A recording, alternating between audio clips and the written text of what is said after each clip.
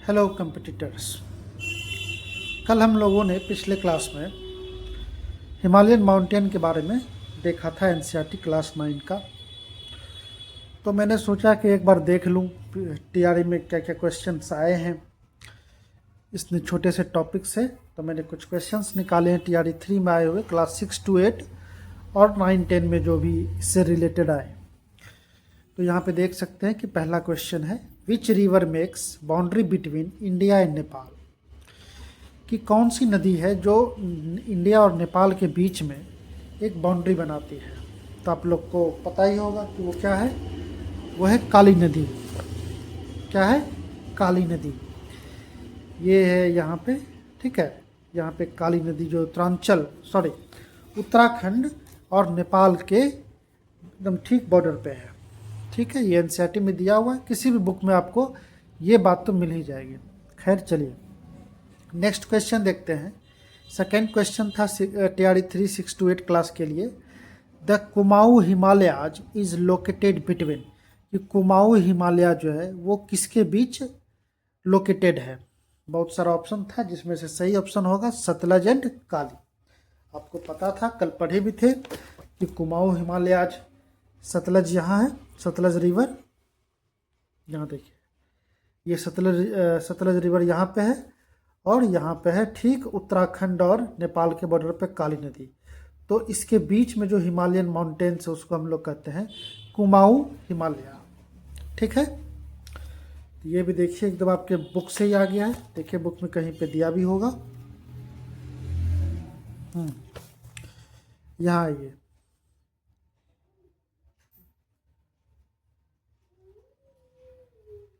Himalayas lying between Satluj and Kali rivers is known as Kumaon Himalaya. ये page number 11 class 9 NCERT में है। Direct देखिए यहीं से आया है। Himalayas lying between Sutlej and Kali rivers is known as Kumaon Himalayas. और देखिए काली और तिस्ता के बीच क्या कहते हैं, उसको कहते हैं नेपाल हिमालयाज, ठीक है। और तिस्ता और दिहांग के बीच जो है उसको कहते हैं आसाम हिमालयाज, ठीक है। और इंडस और सतलज के बीच पंजाब हिमालयाज, या फिर आप इसको कश्मीर हिमालयाज भी कह सकते हैं। तो ये एकदम देखिए कि क्या पता इस बार पूछ ले नेपाल, आसाम, पंजाब हिमालय में से कोई एक, ठीक है। तो ये देखिए किस तरह से डायरेक्टली आया है एनसीईआरटी क्लास 9 से, सीधे सीधे। थर्ड क्वेश्चन 6 to 8 टीआरई 3 में आया है, which of the following comprises of Purvanchal. मतलब क्या पूर्वांचल में जो है ये तीनों में से कौन सी हिल्स जो है पूर्वांचल कहा जाएगा, ठीक है।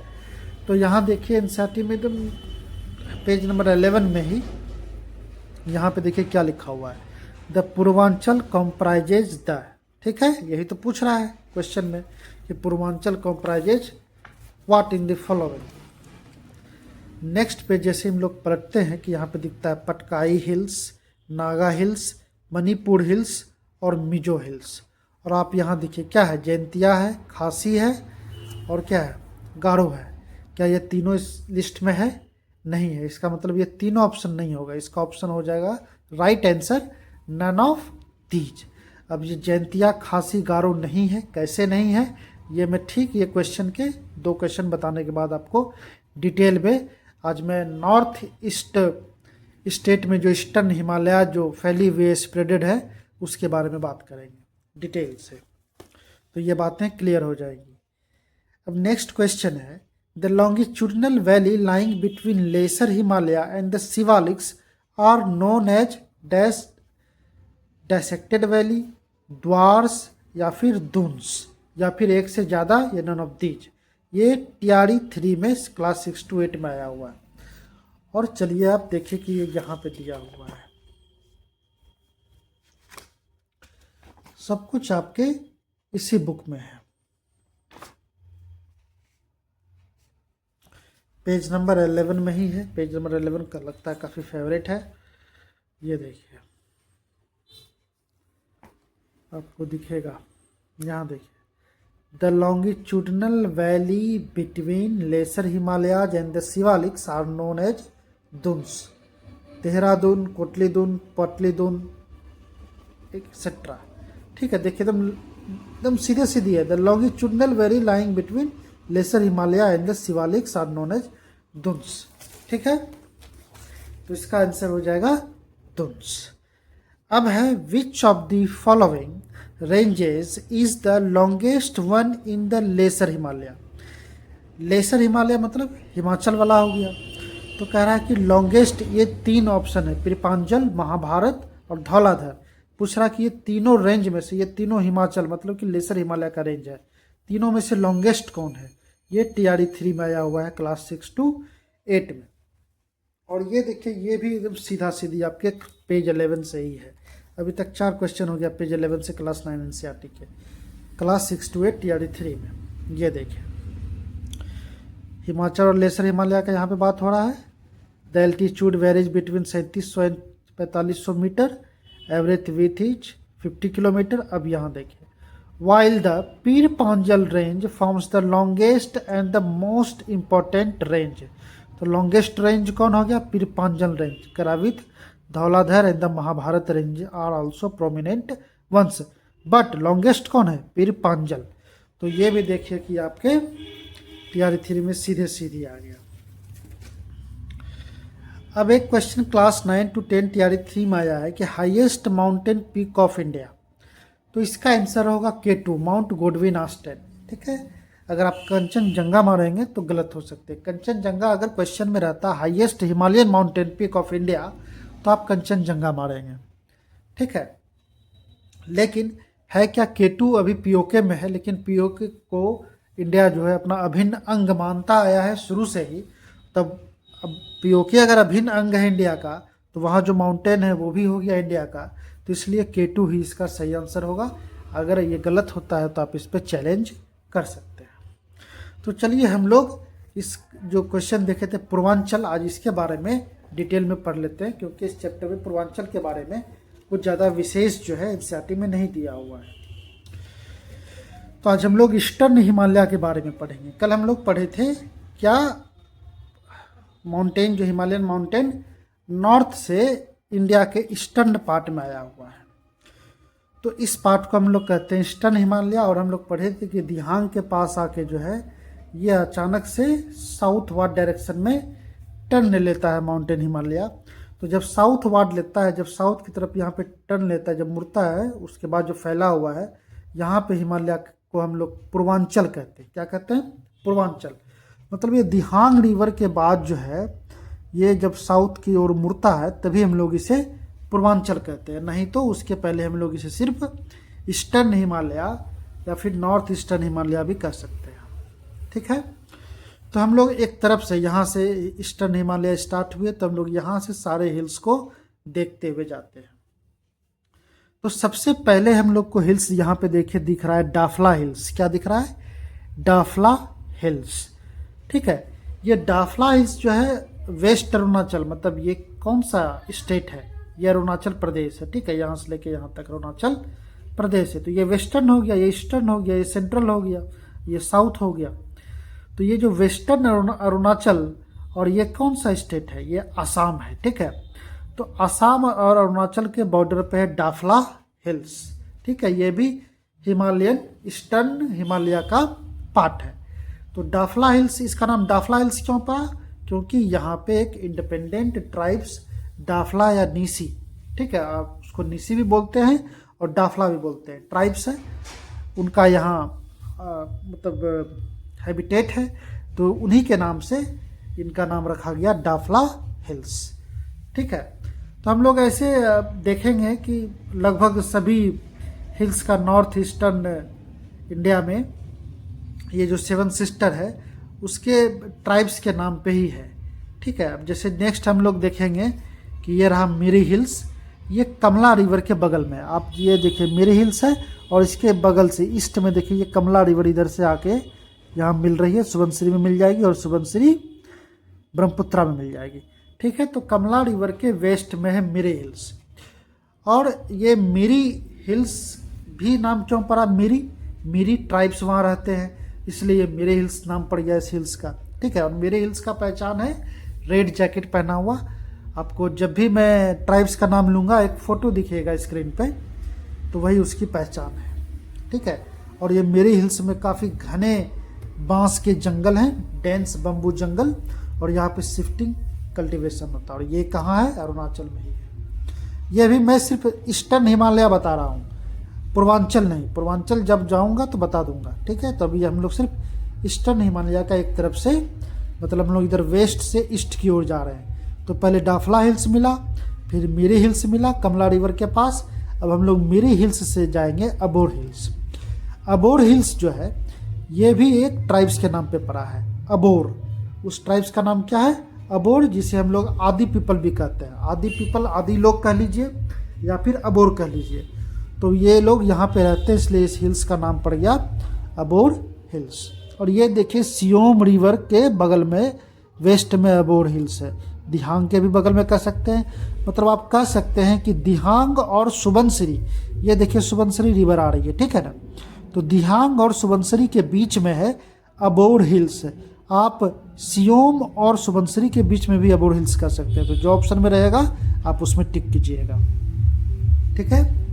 और अबोर का भी आपको फोटो दिख रहा होगा, अबोर ट्राइब्स का।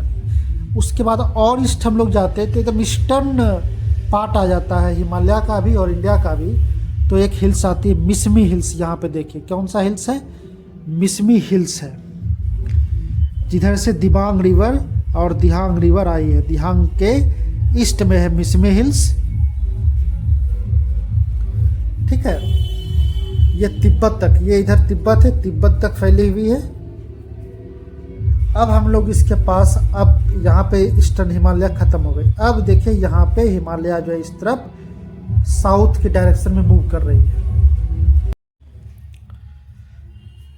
शादी का सीजन चल रहा है, इसलिए डीजे वीजे भी, रोड साइड घर है तो जाते रहता है, थोड़ा डिस्टरबेंस होता है। और देखिए अभी काफ़ी दूर, लगभग 500 मीटर दूर चला गया है, फिर भी आपको हल्का हल्का आवाज़ आ ही रहा होगा। तो साउंड पोल्यूशन तो अपने चरम सीमा पे है आज के डेट में। खैर हम लोग फिर से आते हैं पूर्वांचल पे। तो हम लोग यहाँ देखिए डफला, मिरी, अबोर और मिसमी होते हुए अब हम लोग साउथ टर्न ले लिए। और यहाँ पे दिख रहा है पटकाई बम हिल्स। कौन सा है? पटकाई बम हिल्स। तो जैसे ही हम लोग यहाँ टर्न लिए, यहाँ देखिए लोहित रिवर दिख रहा है, यहाँ पे दिबांग है, दिबांग के बाद यहाँ लोहित है, और यहीं पे साउथ टर्न हो जाता है ईस्टर्न हिमालय। तो जैसे ही साउथ टर्न हुआ कि एक तरह से देखिए नॉर्थ ईस्टर्न कहलाता है, और ये पक्का पक्की ईस्टर्न हुआ। तो इसीलिए ईस्ट को हम लोग हिंदी में पूर्व कहते हैं, पूर्व दिशा। तो यहाँ से ये कहलाएगा पूर्वांचल, ठीक है, मतलब पूर्व दिशा का आंचल। तो अब है पिटकाई बम। सबसे पहला, ये पिटकाई बम किस स्टेट में पड़ता है? ये अरुणाचल प्रदेश में पड़ता है। और ये देखिए ये म्यांमार है। ये कौन सा कंट्री? ये म्यांमार है। तो इंडिया और म्यांमार का ये एक तरह से नेचुरल बॉर्डर बना रहा है, ठीक है। खैर अभी आगे जितना भी हिल्स आएगा ये सब इंडिया और म्यांमार के बीच का नेचुरल बॉर्डर ही कहलाएगा। तो पिटकाई बम भी वही हुआ, ठीक है। अब देखिए अब अरुणाचल का ये बॉर्डर देखिए, यहाँ से यहाँ तक है, पिटकाई बम यहाँ पे है, तो ये अरुणाचल में आ गया, ठीक है। पिटकाई बम से ही एक रिवर देखिए जा रही है जिसका नाम है दिसांग। ये भी ट्रिब्यूटरी है ब्रह्मपुत्रा की। दिशांग देखिए, आपको दिहांग दिखेगा, दिबांग दिखेगा। अब यहाँ पे ये दिसांग है, तो कंफ्यूज नहीं कीजिएगा। अगर कभी क्वेश्चन आ भी गया कि पटकाई बम से होके कौन सी रिवर जाके ब्रह्मपुत्रा में मिलती है, तो रिवर दिसांग होगा, DISANG। अब हम लोग पटकाई बम से अरुणाचल प्रदेश से आते हैं नागालैंड में। जैसे ही नागालैंड में आते हैं, यहाँ पे देखिए हम लोग को मिलता है नागा हिल्स, ठीक है। और नागा हिल्स का हाईएस्ट पीक है सारामती, जिसका हाइट है 3826, ठीक है, मीटर। तो ये सारामती हो गया हाईएस्ट पीक किसका? नागा हिल्स का। नागा हिल्स कहाँ है? नागालैंड में है। और नागा हिल्स भी पार्ट है पूर्वांचल का, मतलब नागा हिल्स को भी पूर्वांचल कहते हैं। ये पूरा पिटकाई बम से यहाँ नीचे तक पूर्वांचल ही होगा, ठीक है। अब हम लोग नागा हिल्स से भी साउथ जाएंगे, मतलब नागा हिल्स के नीचे आएंगे। जैसे ही नीचे की तरफ बढ़ेंगे तो ये आ जाएगा देखिए मणिपुर, ठीक है। अब मणिपुर में यहाँ पे देखिए आपको ईस्टर्न मणिपुर हिल्स दिख रहा होगा। ये भी देखिए इंडिया और म्यांमार के बीच का क्या है? नेचुरल बॉर्डर है। और यहीं से एक अराकन माउंटेन रेंज भी ऐसे करके गई हुई है। ये दोनों एकदम सटा ही गया हुआ है। और यही मणिपुर हिल्स के देखिए वेस्ट में आपको एकदम पास में ही लेक लोकटक दिख रहा है। ठीक है, लेक लोकटक दिख रहा है।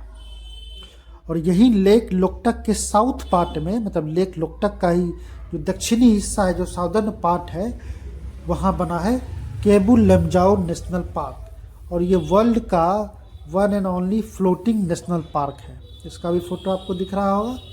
और इस नेशनल पार्क में किसको बचाया जा रहा है? एक इंडेंजर्ड स्पेसीज है डियर का, जिसका कि नाम है संगाई या फिर डांसिंग डियर भी कहते हैं। तो संगाई या फिर डांसिंग डियर इंडेंजर्ड स्पेसीज का यहाँ प्रोटेक्शन किया जा रहा है केबुल लमजाओ नेशनल पार्क में। और ये वर्ल्ड का one and only floating national park है। तो ये कहाँ पे है? ये आपका मणिपुर हिल्स के वेस्ट में है। ठीक है, अब हम लोग मणिपुर से आएंगे, कहाँ आएंगे? मिजोरम में आएंगे। इसके नीचे है ये देखिए मिजोरम। ठीक है, ये मणिपुर हो गया। अब इसके नीचे आ गया ये मिजोरम। तो मिजोरम के ही यहाँ पे देखिए मिजो हिल्स दिखाई दे रहा है। ठीक है, मिजो हिल्स हो गया। और मिजो हिल्स का हाईएस्ट पीक है ब्लू माउंटेन। अगर आपको कभी क्वेश्चन आ गया कि ब्लू माउंटेन कहाँ है, तो आप टिक करेंगे मिजोरम में। और किस हिल्स का ये पार्ट है, तो आप कहेंगे मिजो हिल्स का। ठीक है, अब आपको यहाँ एक ठीक ऊपर देखिए, यहाँ पे आपको भुवन हिल्स भी दिख रहा होगा। अब अगर आपसे पूछ ले कि भुवन हिल्स किस स्टेट में है, सबसे पहले तो ये देखिए कि भुवन हिल्स के बगल से बराक रिवर गई हुई, मतलब भुवन हिल्स किस वैली में है? तो बराक वैली में भुवन हिल्स है। ठीक है, अब ये भुवन हिल्स आसाम में पड़ता है। आप कहेंगे कि आसाम कैसे हो गया? तो आपको आसाम का बॉर्डर पता होना चाहिए। ये देखिए ये मेघालय है, ये आसाम का बॉर्डर यहाँ से ये देखिए यहाँ तक है। ठीक है, यहाँ नीचे तक चिपका हुआ है, इसलिए भुवन हिल्स जो है वो आसाम स्टेट में पड़ता है। तो पूर्वांचल क्या क्या हो गया? पिटकाई बम हो गया, नागा हिल हो गया, मणिपुर हिल्स हो गया और मिजो हिल्स, ये सब हो गया पूर्वांचल। और ईस्टर्न हिमालय का पार्ट, जिसको पूर्वांचल नहीं कहते हैं बट ईस्टर्न हिमालय का पार्ट है Dafla hills, Miri hills, Abor hills, Mishmi hills. ठीक है, अब हम लोग मेघालय में आते हैं। मेघालय में हम लोग को 3 हिल्स दिख रहा है, गारो हिल्स, खासी हिल्स, जंतिया हिल्स। फिर से आ गया डीजे। फर्टिलाइजर मिला हुआ साग सब्जी और धुआं मिला हुआ हवा फाँक रहे हैं। और ये डीजे वाला आवाज़, पूरा पॉल्यूशन ही पॉल्यूशन है, परेशान करके रख दिया है। कहाँ से कोई हेल्दी रह पाएगा भाई? तो चलिए, हम लोग देख रहे हैं यहाँ पे गारो हिल्स, खासी हिल्स, जैंतिया हिल्स। आप सोचेंगे कि ये भी तो इसी हिल्स में सटा हुआ लग रहा है, चिपका हुआ लग रहा है, तो फिर ये हिमालयन का पार्ट क्यों नहीं हुआ? ये हिमालयन का पार्ट नहीं है। क्यों नहीं है? क्योंकि ये बिल्कुल ये अलग है। ये देखिए बीच में को गैप दिख रहा होगा, कैसे अलग है ये भी बताते हैं। ये एक हिमालयन माउंटेन नहीं है, एक मतलब दिखने से भी लगता है। कैसे लगता है दिखने से? खैर चलिए देखिए, तो असल में क्या है कि ये मेघालय प्लेट्यू है। क्या है? प्लेट्यू। कैसे जाने की प्लेट्यू है? क्योंकि अगर आप कभी मेघालय गए और अरुणाचल भी गए तो आप देखेंगे हिमालयन माउंटेन का फीचर क्या है, वो आपको नुकीलादार लगेगा और काफ़ी रफ है। उसका पीक जो चोटी जो आपको काफ़ी रफ लगेगा, नुकीलादार टाइप का लगेगा दिखने से ही। और प्लेट्यू का क्या होता है, ये फ्लैट होता है, चिकना टाइप का होता है। ठीक है, तो यही मेन डिफरेंस होता है। अब समझिए कि ये प्लेट्यू बना कैसे। तो ये जो है ये पेनिनसुलर प्लेट्यू इंडिया का जो है, जो मूव करते हुए आया है और यहाँ यूरेशियन प्लेट से टकरा गया है, जिससे कि माउंटेन बना हिमालयन माउंटेन।